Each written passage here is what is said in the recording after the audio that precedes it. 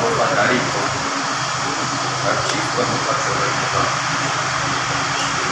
जमात इस्लामी के नस्ल दिलो जान से खिदमत को अपना अवलीन फर्ज समझूंगा।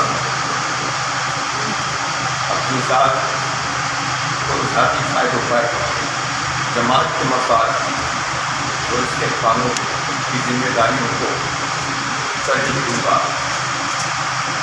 अरकान जमात के दरमियान हमेशा अदल और दयानत से फैसला करूँगा।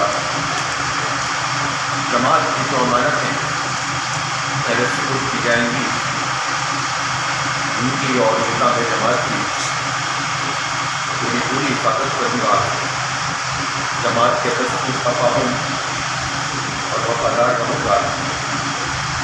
अल्लाह इस महल को वफा करने की